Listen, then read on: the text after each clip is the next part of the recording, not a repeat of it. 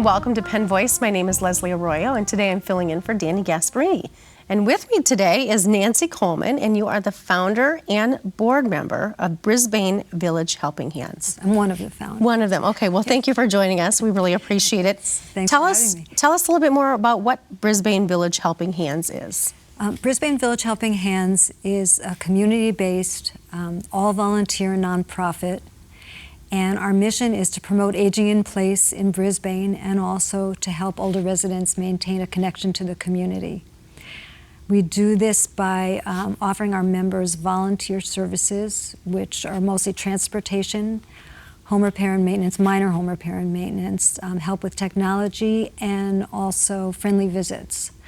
I should say that we are membership organizations, but members, they have to be 55 or older, live in Brisbane, and we do charge $20 a year in dues, and we will waive that if someone can't afford it. And volunteers have to live or work in Brisbane, be 18 or 21 if they're going to drive, and they have to go through a background screening and a volunteer training. So how or why and when did Brisbane Village Helping Hands form? Well, about 10 years ago, a friend of mine, Moira Lucas, and I started doing some research into the nationwide village movement. And villages in general in this movement are nonprofits that really, have a similar mission to what we have, which is help promoting aging in place and also connection, but really trying to minimize social isolation for older adults. And so we did some of this research, and then unfortunately Moira got sick and passed away. And then it wasn't until 2013 that I was reading an article about the Ashby Village in Berkeley, and I thought, well, I'll put out some feelers in the community and see if there's interest. And we had a community meeting, and about 50 people showed up in May of 2013. And so a group formed from there, and some research was done into the feasibility of doing this in Brisbane, and then we reported back to a second meeting.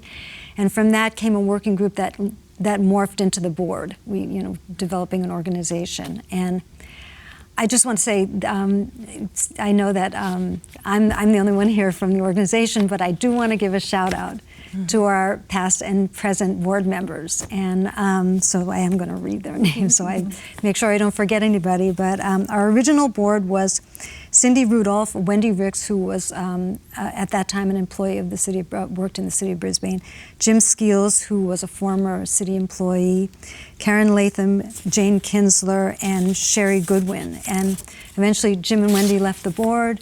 Unfortunately, Jane passed away. That was after doing a lot of work on the organization, and we were joined on the board by Elaine Porter, Cece Herman, and Tony Press. And they're all wonderful, and I love working with them, and we're very lucky. Yeah, this seems really, this is a really neat program, and for you personally, why is this important? I've lived in Brisbane since 1980, and it's a very small, close-knit community, and when I read about the village movement, I thought, even though in Brisbane there's a lot of neighbors helping neighbors anyway, but there are people who don't want to ask for help, or people who don't know that many people. And I thought, well, it would be a really wonderful way, to connect people in the community further, and also to kind of collectively deal with a common problem that many of us have as we get older.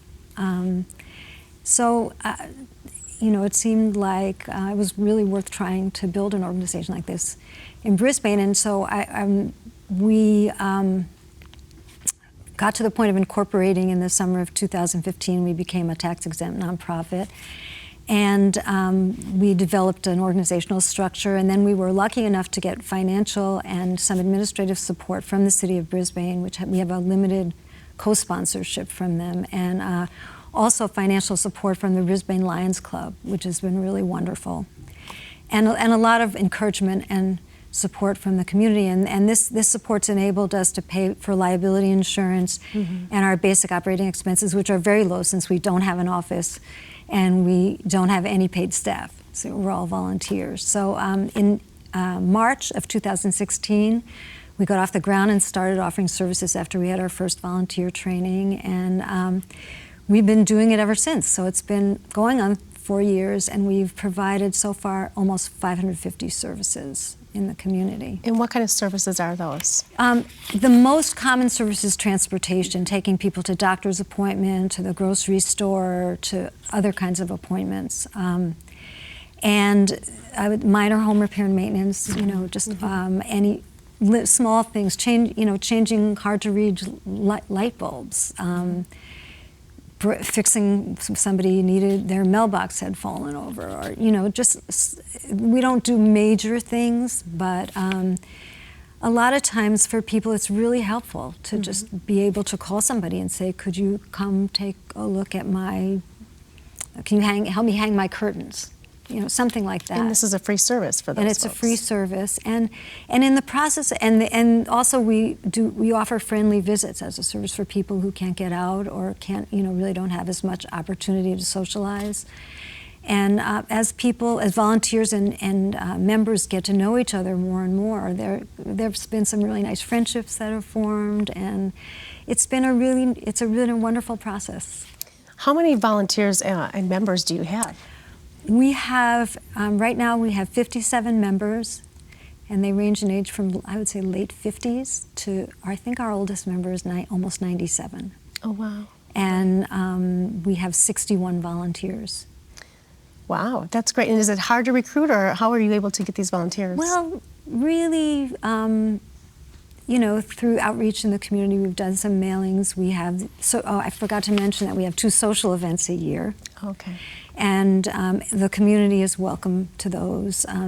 It's members and volunteers show up on these, and there's food and music, and it's really been nice. And that's one way we've recruited people is really inviting the community to these events, doing mailers, having articles in the Brisbane Star, which is the citywide newspaper, and so that's kind of, and people have, and also the other thing is we tell volunteers that they don't need to commit to any number of hours. If they can volunteer when they're able, and if they're not able to, that's fine. We don't pressure people, or ask them specifically how much are they going to volunteer. So I think that makes it easy for people to sign up, and then some people are more active at sometimes, and other people are active when they're available, et cetera. Yeah. Right. And that actually kind of leads into my questions. Really, my last question is, how do you operate or pair volunteers with those needing service? Well, we have, like I said, we don't have an office, but we do use, we have a virtual office, which is, we use an application called Ride Scheduler, and it was developed by a guy named Steve Ewart in San Diego, and he's been very generous and wonderful helping us kind of tailor this app for our purposes, but it's a scheduling database program. And the city has also been generous enough to give us a dedicated phone line, so we have a voicemail. Okay. And we have a Gmail account. And so we have a board of 7 people, and 5 days a week basically on business days, we have somebody monitoring the phones and the email account every day. So generally what happens is a member will call, because members don't have to be on email. They can use the phone and leave a voicemail. They'll call, leave a message, say what they need. The person who's on duty that day will call them back, confirm, ask any questions, and then they'll input that into into the Ride Scheduler program. And then we broadcast an email to all our volunteers, and in that there's a chart that has a little accept button.